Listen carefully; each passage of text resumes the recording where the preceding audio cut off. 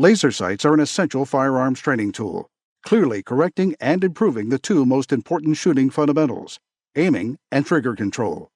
Crimson Trace, making laser sights standard equipment. Learn more at crimsontrace.com. Today on Tom Gresham's Gun Talk, did you make a resolution to train more this year? A simple solution is dry fire practice, plus new 300 blackout ammo from 6R. A doozy of a gun control bill in Oregon you won't believe what legislators are proposing, and more. And as always, call 866-TALK-GUN. That's Tom Talk Gun with your comments, questions, and range reports. And now, here's Tom. Holy cow, do we have a lot to talk about today. Hey, I'm Tom Gresham. I am the host here. The show's called Gun Talk. We're going to be talking about guns and other things, of course. We're unable to stay on topic around here. That's okay. That's just me. That's a little bit of that ADD thing working, but it works for me. You got to do that thing. By the way, if you'd like to be a part of this, if you want to make a comment, you may want to get in line. Get your line in early. 866-TALK-GUN, or just call me at Tom Talk Gun. A lot of things going on in the news we'll be talking about. Incredible lineup of guests today where we talk about some gun control that's being passed, things that are going on in various states. We're going to be talking about revolvers. We're going to be talking about the state of the industry. We're going to be talking about some new ammo with one of the top shooters in the world. So we're going to be talking politics, and we're talking about technical stuff and gun rights and ammo and the things you want to talk about when you call in. And we'll be getting your range reports as well. A lot of things going on. Let's see, I was just reading a book. What is it, 40 Years with the 4570. We'll be talking a little bit about that old cartridge, which is a great cartridge. We'll talk a little bit about that as well. If you've got a favorite old cartridge that you like, by all means. I'm still on the hunt for that lever action rifle. I keep poking around, doing the gun broker thing, looking around. I'm gonna get one. What I'm looking for is a lever action in a handgun caliber, pistol caliber. I've got one 4570 and one 450 Marlin, but I really want a lever action in a handgun. Probably a 44 mag, or maybe even cooler, a 45 Colt. Haven't quite made up my mind yet, so that's part of the problem. If I could make up my mind, I could pull the trigger, so to speak, on this thing. All right, I tell you what, we had one of those moments again this week. We've seen it before. I always say you'd never want your name to become a verb. That is, we had another outfit got zumboed this week. Jim Zumbo, of course, the hunting writer, not gun writer, hunting writer, who stepped in it both some 15 years ago, something like that. And it actually became a perfect example of what can happen on the internet, where things blow up, not overnight, just like in moments, it seems like. And the reaction is amazing, what happens, and what happened this time. We're talking about the Benchmade Knife story. The folks from Benchmade reached out to us, and we're going to be having somebody on in just a moment about that. And just so you know, I know we don't usually take our break this early. I'm going to do it now because I want to give Benchmade plenty of time on the other side of this break for us to have a meaningful, detailed conversation. And so we'll be doing that. Our number, again, is 866-TALK-GUN. When we come back, we'll be talking about this story that is everywhere on the web. I'm Tom Gresham. This is Gun Talk.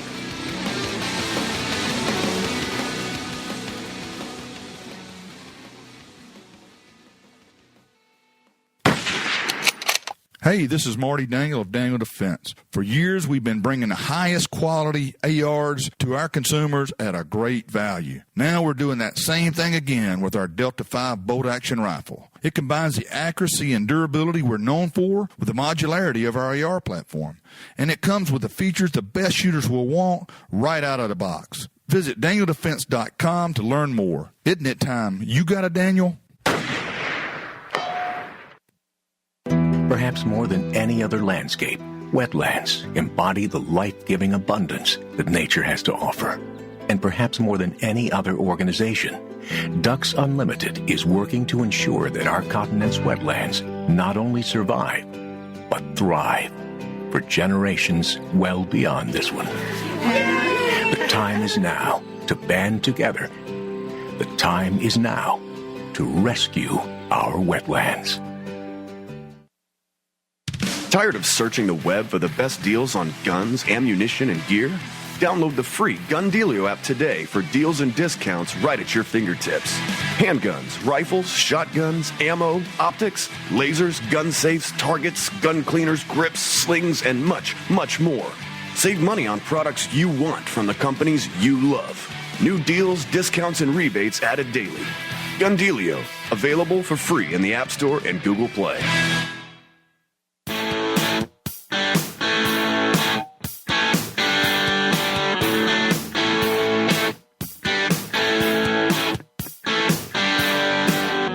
All right, here's what happened, okay? This week, on the internet, the Oregon City Police Department in Oregon posted a picture online with a thank you note to Benchmade Knives. And the picture was of Benchmade Knife Company, which is a major knife company. A lot of us own and carry Benchmade knives, cutting up guns at the request of the Oregon City Police Department. That's the short version. It didn't last long. The post got taken down, but before it did, screenshots were made. They started being shared, and people are going, WTF, what's going on here? Benchmade Knives. Hey, you're one of us. What are you doing cutting up guns? And then it just went crazy. It went, as they say, went viral, but it went viral in an ugly way, with people screaming and hollering, and the villagers were running around with pitchforks and torches and, calling for people to be strung up practically. And then they started digging further, and they find out, about political donations of Benchmade knives, and they're posting all of that, and it's everywhere. And this happens, as it has many times before, over the course of not weeks, not days, but hours. And it blows up. And it's another one of these case studies of what can happen. To their credit, Benchmade Knives reached out to us and said, hey, can we come on? We want to talk about this thing. I said, absolutely. So joining me right now is Matt Elliott. He is the Director of Marketing for Benchmade Knives. Matt, thank you so much for reaching out, and thank you for being here. Yeah, absolutely. Happy to do it. Okay. How did I do with that description? Was that kind of what happened there? Yeah, I think that was a fair description. Okay, I mean, it's kind of like overview. It just kind of went boom. It's there. I guess first question is, how long has Benchmade been helping the Oregon City Police Department cut up guns? My understanding through the investigation that we've been internally conducting is that it's been going on at least a few years, definitely not a decade, but this was an agreement that we made a few years ago with the Oregon City Police Department that on the rare occasion that they ran into a handful of firearms that they were not able to get back into the hands of their owners, which is always, again, to my understanding, their first intent. Mm-hmm. They would then go through a process, and part of that process would be to cut them down to a specific size that would get them into an incinerator, and that is what they had asked us to help with, and that is what people had seen in that photo. Right. There had been a lot of people thinking that they knew what the deal was on that, an awful lot of that. But one of the things that people kept saying was, the police they're required to, and I think even the police department kind of almost made it sound like we're required to destroy these guns. That's not the case. There's no law in Oregon. They are actually allowed to sell the guns. This police department has made a political decision to not sell guns back into the lawful trade stream, where if they sold them to a gun store, if that store sells it to an individual, the FBI is involved, and so there's a background check. They've just decided as a matter of policy, they're not going to do that. So that's just for those who are saying one way or the other, I just want to get that out there. That's what's going on here. So that's my understanding of it also as we started to look into it, and I'm glad that you talked with them or figured out directly because I can't speak to their policies. Sure. Obviously, I take it you guys did not know they were going to be posting this picture, right? That's correct. That's correct. What happened internally once this thing started happening? How did you find out about it, or how did it get out that this had happened? Well, I'll give you a little personal introspective. Even I was on an airplane when my plane landed, and I got as soon as I landed, I got a text message that said, call me right now. So I called. I think this post went up about 7 o'clock. Plane landed at 7:30. We spent the next 3.5 hours just trying to dig through what had happened exactly in the course of the last, I guess since 1 o'clock, that when that event was taking place, that like things unfolded and that picture got posted. So, I mean, honestly, I can understand, especially with no context, a picture like that goes up. Mm-hmm. It's a powerful image.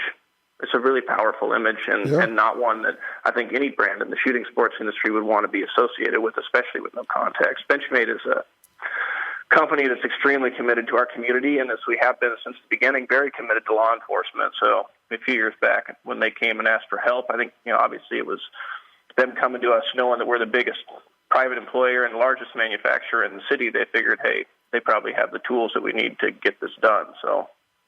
Yeah, I mean, and I get wanting to help law enforcement. At the same time, you've got this whole, we're cutting up guns, which could be sold to people, at least the ones that are functional and safe.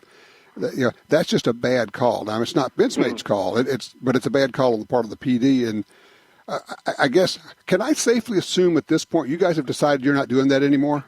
Yes, that's true. That's true. Okay.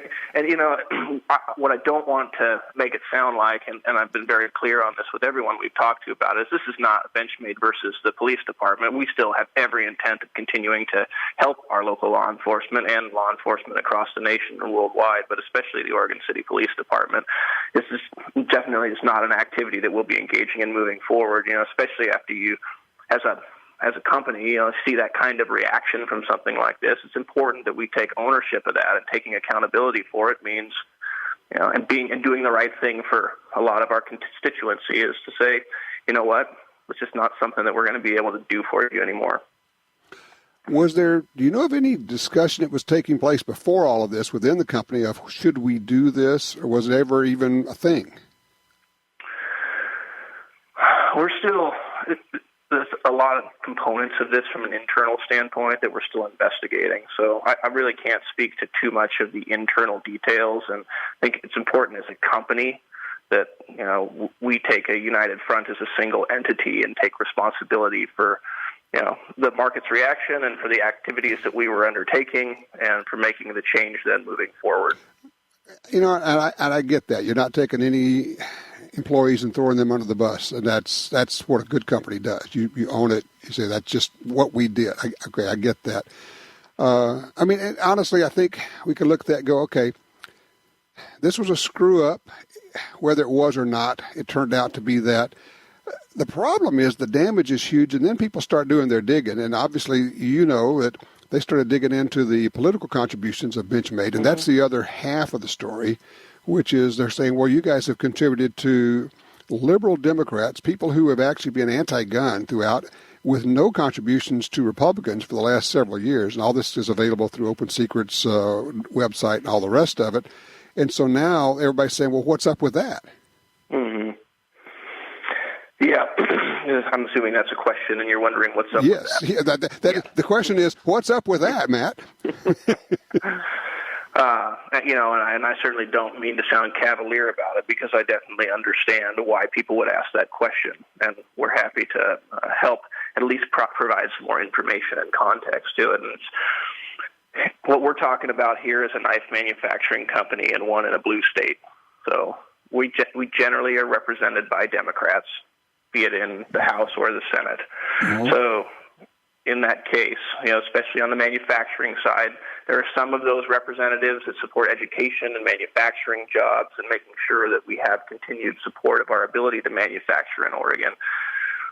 If you're not familiar, which I'm assuming you are, Oregon is also a hotbed for knife manufacturing. So for most politicians, they generally take a pro-knife stance. It's just a typical thing for an Oregon politician. So there's that component of it.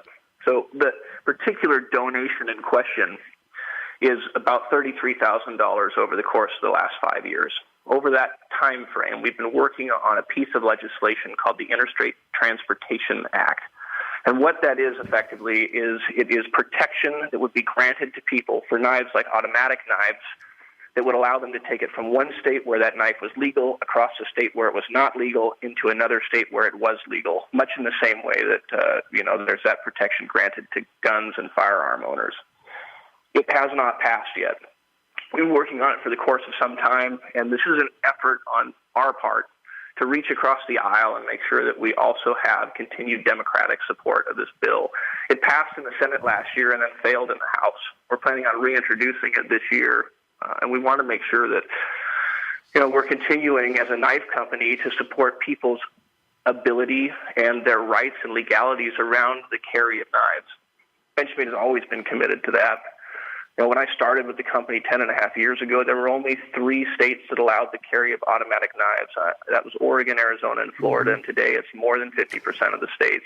Does Benchmade sell, Benchmade, you make automatic knives, what are commonly known as switchblades, right? Yes, very much. Do you sell those to regular folks like me? There is an interstate commerce law, federal regulation, that does not allow us to ship automatic knives across state lines to civilians. We sell them to dealers, and then the dealers can sell them. We can also sell them to people who are public safety. That's law enforcement, military, and then we can sell direct across state lines.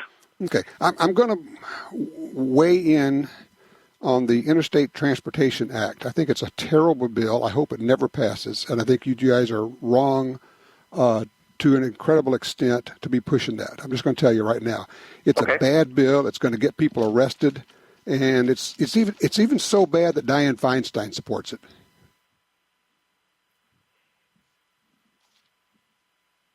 Just is. The Interstate Transportation Act, what it does is it basically recreates the Firearms Owners Protection Act of 1986. A horrible bill that's been gutted by the courts, and even the NRA is trying to get it fixed. And if ITA gets passed, even the NRA says this is going to undermine our efforts to fix one of these important gun bills. Well, it sounds like it's got some definite complex dynamics on the gun side, and it's something that we should take a look at on the knife side as well to see if it carries those same implications. It does, exactly. And here's the thing. If you're talking to the right people, the phrase that you really need to know and you have to have at the front of your brain is right of action. The problem with the Interstate Transportation Act.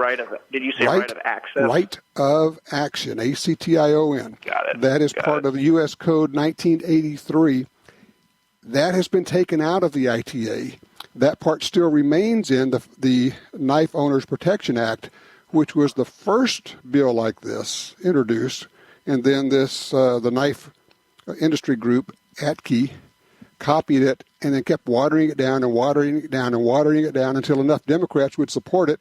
And now it becomes not only not as good, it actually becomes dangerous because it's going to tempt gun or knife owners to think they can carry interstate, just the way gun owners have been tempted to do that, and then they get arrested in New York and New Jersey where the courts have said, we don't care. We're going to do whatever we want to. If you don't have the right of action part in the bill, then there's nothing that you can do when you're arrested to try to go after the state. Leaving that out, well, it does get Dianne Feinstein on your side, but it also lets knife owners be arrested with no recourse back to the states. Mm-hmm.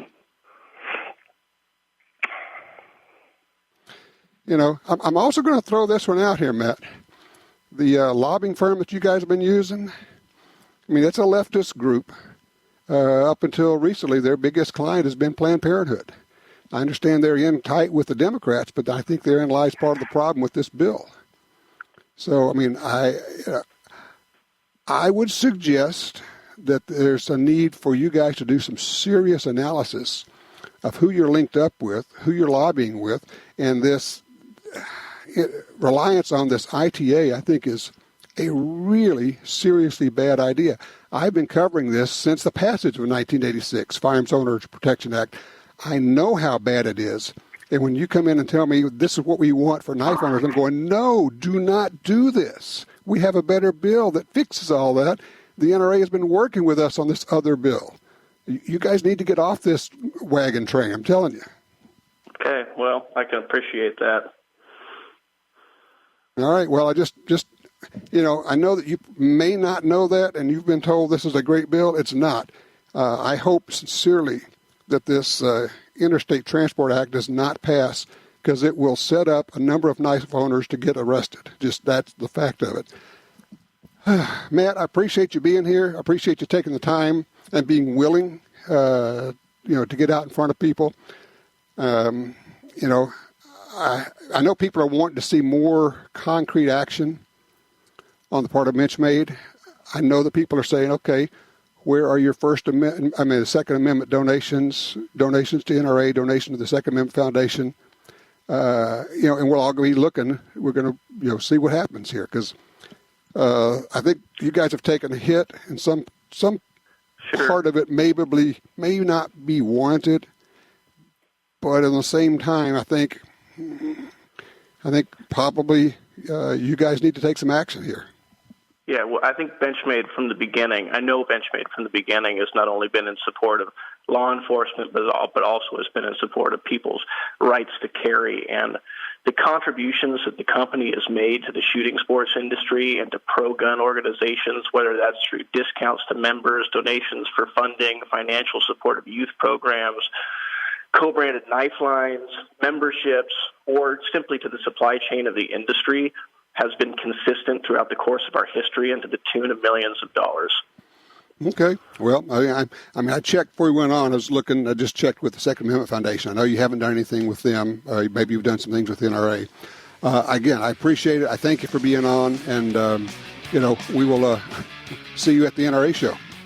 Take care. Bye-bye. All right. You bet. So that's the story from Benchmade. What's your take? 866-TALK-GUN. Yeah, there is a Knife Owners Protection Act, which is an excellent bill.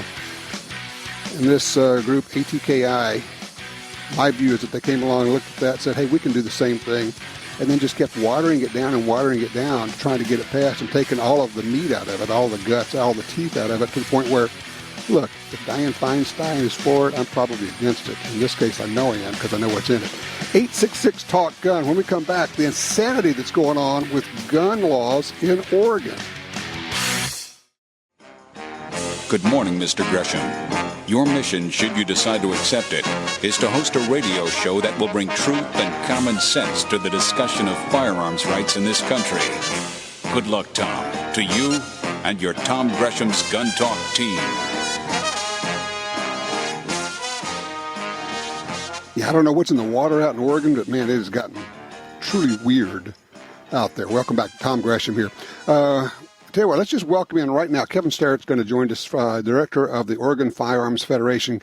Kevin, I've been watching what's going on in Oregon, and honestly, for a lot of folks, it is just impossible to understand or even believe what's happening in your state house. Can you give people kind of a rundown of what's going on? I can. First, I want to thank you so much for that conversation you had with Benchmade. Those folks are literally a few miles up the road from where I live, and it has just been nothing but double talk from those people saying, well, we give to Democrats because they're in power. Well, they're in power because they give to them, and it's just disgraceful to see what's going on with those people. Yeah, which do you think comes first? They're not in power if you don't give them money, people. Right. I mean, it's insane. But what's going on, you used the word weird, and boy, did you really nail it. I mean, for the last 20 years, we've done a really good job of holding off the gun grabbers in this state in spite of the fact that they're in the majority. And they didn't pass a single bill until 2015 when Bloomberg came to town and bought our legislature. But we've had 2015, they passed a ban on private transfers. Then in 2016, we beat back everything. Then in 2017 and 18, they came back with more anti-gun legislation. And now what they're coming up with is, in addition to gun bills that are just absolute madness. You can't own a revolver anymore under Senate Bill 501. The Senate president wants to shut down every outdoor shooting range in the state. But the most painful thing about this, as people who live in this state, which people who don't live in this state really wouldn't know. They may be hearing about the insane gun bills, but this is a state that is bankrupt, all right? We are billions of dollars in debt. We are almost at the bottom of graduation rates nationwide. Our foster care system is an absolute nightmare. The opioid epidemic is enormous. We have a homelessness problem that is just astonishing, even in rural Oregon. And these are real problems that our democratically controlled legislature refuses to address. Because all they want to do is make sure that everybody in the state is deprived of the means to protect themselves. And it is really a scary situation right now. You said a couple of things there that people are going to go, that can't be true. Where you said, it'll be illegal to own a revolver. What are you talking about? Well, Senate Bill 501, the one that's gotten most of the attention, would make it illegal to have any firearm that had an ammunition feeding device that held more than 5 rounds. Well, sure, there are 5-round revolvers, but there's a heck of a lot of revolvers that are 6 rounds. Mm-hmm. I mean, the bill is so extreme, a permit to purchase, a maximum allowed ammo purchases of 20 rounds a month. For some people, that would be fewer than 1 round per gun.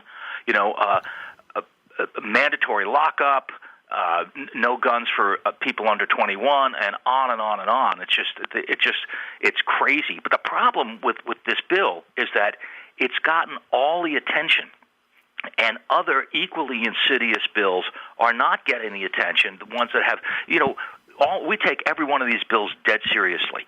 Well, but I was just going to ask you, but is this one the distraction? Is this the diversion to get everybody's attention, and then they say, oh, okay, we beat that one back, but you didn't realize that that's not really what they were going for anyway. They really wanted this other thing, but they threw out the distraction to get your attention over there. Well, what happened was this bill supposedly was the result of a collection of high school students from Lake Oswego, which is an affluent suburb of Portland, going to their legislators, their House rep and senator, and saying, this is our wish list because we want to feel safe in schools. We don't want to have anyone there protecting us. We don't want to have the means.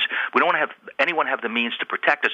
We just want to have this fantasy unicorn world where we make up every conceivable rule. And so what we have is a collection of, juveniles writing legislation and then adult legislators going along for the ride. And here's the most ridiculous part of it. Under this bill, no one under 21 could own virtually any firearm, and people over 21 could own maybe the odd matchlock pistol. These are the people who are supposedly drafting legislation for our state. The same people who say, no, a 20-year-old should not be allowed to own a rifle, the very same legislators are insisting that 16-year-olds in this state get the right to vote, and that 18-year-olds get the right to run for House and Senate seats, presumably, so that they could vote to take away their own rights. So while simultaneously saying I have a 19-year-old son who's an EMT and a firefighter, who built his first rifle when he was 15, has been a nationally certified firearms instructor since he was 13. So they would take his rifle away, but allow him to vote if he were 16. The people are unhinged. The people in this control of the state have absolutely lost their minds. Do the people of the state know what's going on? Are they just clueless about this? I mean, what's your sense? Well, I think in any arena, a lot of people are not tuned into, it's like your job and my job is to know what's going on all the time everywhere. Mm-hmm. And for a lot of people, they're not. But here's the problem is that no matter how tuned in people are, Portland runs this state. Portland is an ultra-liberal state run by people who they attack their own police and call them white supremacists, and they do all this crazy stuff. But what's worse is that when you get into the rural parts of the state where gun ownership is revered and where people handle them responsibly, those people, because they don't have the majority vote, are treated like worthless, they're stupid, they're bumpkins. The people in Portland and Eugene really consider the farmers and ranchers of the state absolutely expendable and to be just run right over.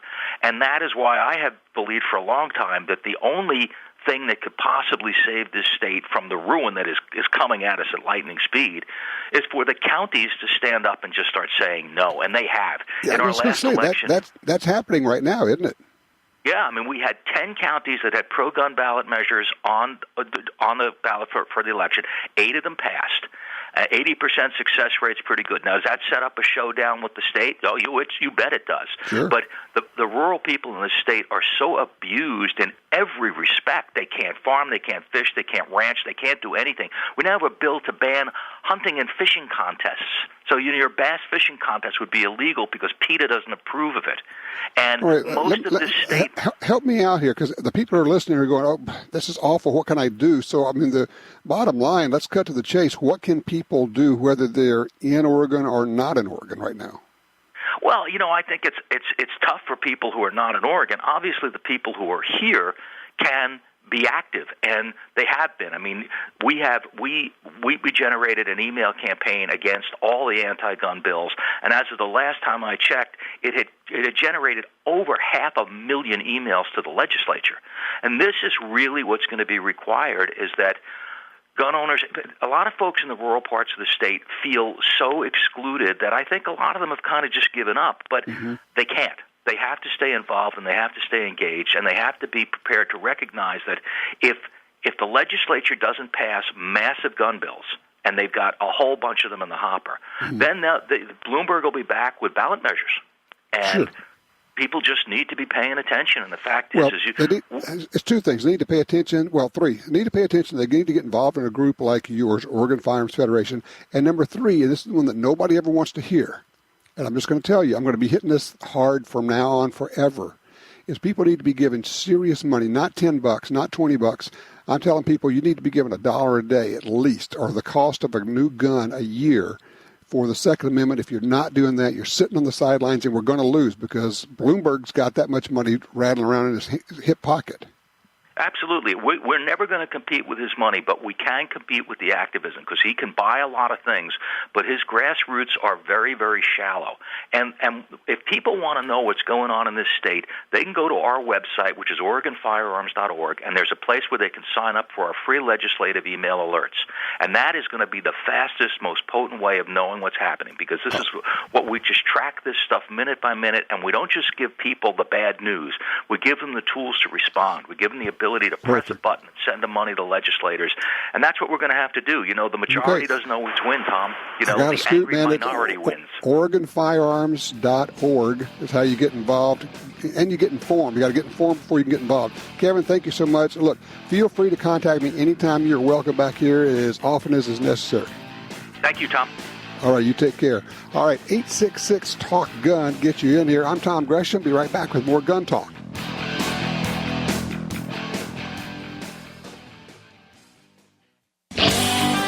When someone leaves you their gun collection, you may want a few, but what do you do with the rest? How do you sell them? Who do you call? Well, I call Johnny Dury at Dury's Guns. Whether you're selling one gun or 500, they'll tell you what it's worth and write you a check. Simple, quick, easy, fair. I trust Dury's Guns. Give them a call. DurysGuns.com. You got your carry permit, and that's good. But you could use more training. Get the DVDs, which have what you need. Springfield Armory presents Concealed Carry 1 and Concealed Carry 2 with Bata Group. Learn specific concealed carry skills from Top Gun fighting trainers. Get trained. Be prepared. This really is life and death. ShopGunTalk.com. That's ShopGunTalk.com. For 36 years, the U.S. Sportsmen's Alliance has been fighting to protect hunting, fishing, and trapping for sportsmen from coast to coast. Today, we are under constant attack from extremist animal rights groups who want to end your ability to hunt in the U.S. Join us to protect our sporting heritage and our way of life outdoors. To join or for more information on how you can help, go to ussportsman.org. That's ussportsman.org. Brownells has gone retro. Check out Brownells' new line of retro AR-15 and AR-style 308 rifles at brownells.com/retro. Whether you're looking for Eugene Stoner's original 308 design, the famous M16A1, Air Force 601, or the XM177 carbine, Brownells has the classic, new production, old-school rifle of your dreams. Own the firearm you used in basic training, carried in service, or that Grandpa always talks about. See more at brownells.com/retro.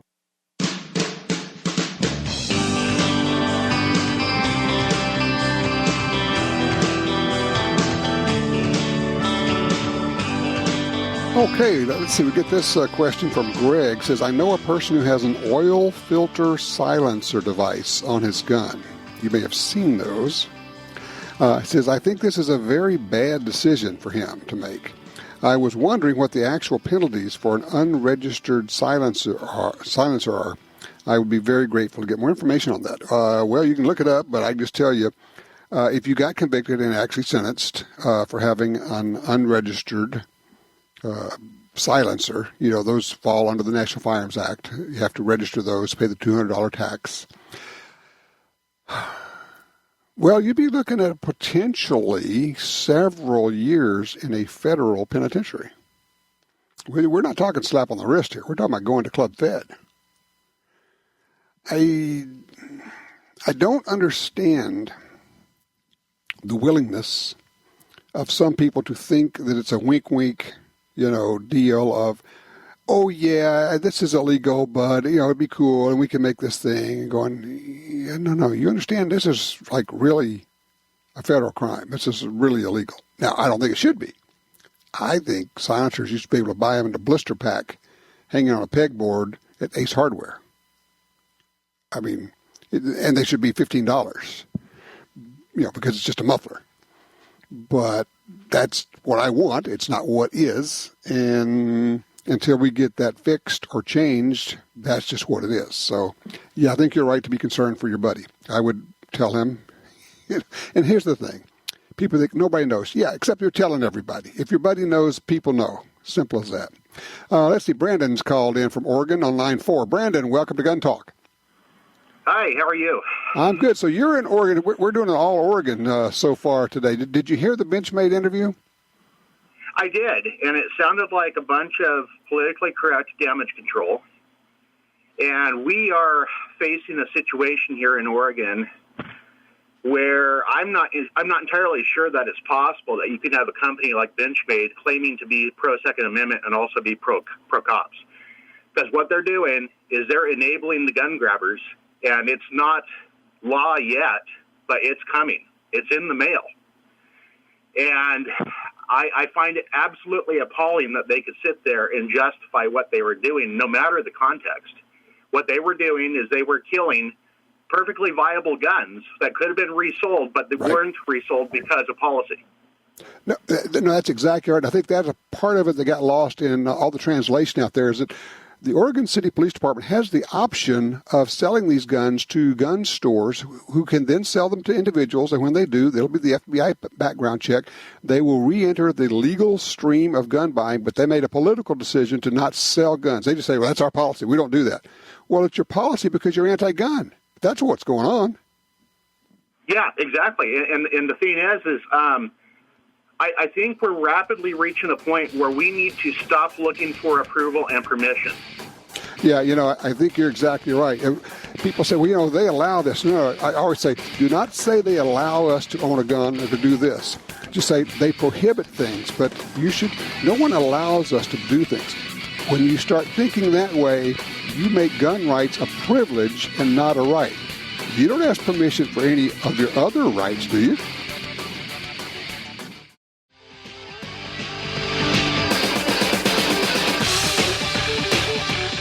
All right, back with you. Tom Gresham, 866-TALK-GUN. Did you hear the interview with Benchmade Knives? I know this has been a big deal all over the internet. People are a lot of opinions. And I think we picked up some information there, but I'm wondering what your take was on it. Did it do it for you? Did it persuade you one way or the other? Give me a holler, 866-TALK-GUN. Right now we're going to bring in our buddy Kevin Jarnigan. KJ, you've seen him on our Gun Talk videos all over the place, on his hunts, on his shoots, everything else. Hey, KJ, how goes it? It's going good, Tom. How you guys doing? Good. You on the road right now? We're on the road, and actually we're listening to the show, and my goodness, what a show it is. Hey, you heard the Benchmade interview, I take it. Oh, we did, and you could have heard a pin drop inside this vehicle because we're sitting there listening because we know that there's more to the story, and to hear Benchmade's side of it and to hear your insights on it was phenomenal. Well, I appreciate it. Now, tell everybody who you got in there and where you guys are going, what you're doing. Well, I've got one of our editors, Jace, is in the car, and we've got one of our cameramen, Joseph, and we're heading out to Oklahoma for a coyote hunt. We're going to kind of test out the 224 Valkyrie and some Bushnell optics that they launched a year ago at NRA. Okay, now is this your first time to use the Valkyrie? this is my first time to use the Valkyrie because, honestly, 204 and 22-250 are my go-to calibers for coyotes. Okay. It's widely known that those are just phenomenal for coyotes and, maintaining those pelts. But, in terrain like out in western Oklahoma, what we've got, your shots could be much further than anticipated. And a little bit more power and more rounds is always acceptable. Now, you're shooting this in an AR platform, right? Yes, we're shooting them out of a few different platforms. The MSR from Savage, we've got one of those, and we've got a JP gun that we're running. But it's an AR platform, so more rounds. 90 grain fusion soft points is what we're shooting, so it should do the trick. So now you're an old coyote hunter. They ought to be full pelts this time of year up in Oklahoma. Yeah, in Oklahoma they'll be full pelts, and we anticipate, we're probably not going to spend a whole lot of time. We will call using, distress sounds, but we'll use a large part of our vocals will be all coyote vocals when we're calling them to simulate, some coyote coming into their territory because it's kind of the tail end of the breeding season right now. So it should be a good hunt. How are your temps going to be? I have no idea. We're hoping they'll be good. So you're going to be shooting video there. So when is this video going to show up for us? Well, we're looking here in the next few weeks. We'll be launching a few different ones. We're going to do some short pieces, then a long form video, kind of like the Idaho Passions video that we released last year of your hunt for mule deer in Idaho. Excellent. Now, for those who don't know, they can go to the guntalk.com, see our kind of links to the videos. We're also got a YouTube channel, Facebook, on Roku, Amazon Fire, Apple TV. You can just look for Gun Talk. All those places you'll find our videos, right? Right. It's everywhere. And, if they want to keep up with the hunt through our social media outlets, we're going to be, blasting out over Instagram and Facebook and YouTube. Just go search Gun Talk Media. You're going to find it. But we're, sharing our story as the story goes along. Well, you guys have fun. I know you will, and I hope you get a bunch of them. Oh, I hope we stack them high. All right. Thanks, KJ. Have fun, man. Appreciate it. All right, you take care. 866-TALK-GUN, get you in there. Tell you what, when we come back, we'll be talking about revolvers. We'll be talking with, I got Jim Shepard lined up from Shooting Wire. We're going to be talking with one of the top shooting pros in the country, maybe in the world, maybe the best multi-gun shooter on the planet, talking about some new ammo that's pretty cool stuff for your 300 Blackout. 866-TALK-GUN. I'm Tom Gresham, and this is Gun Talk.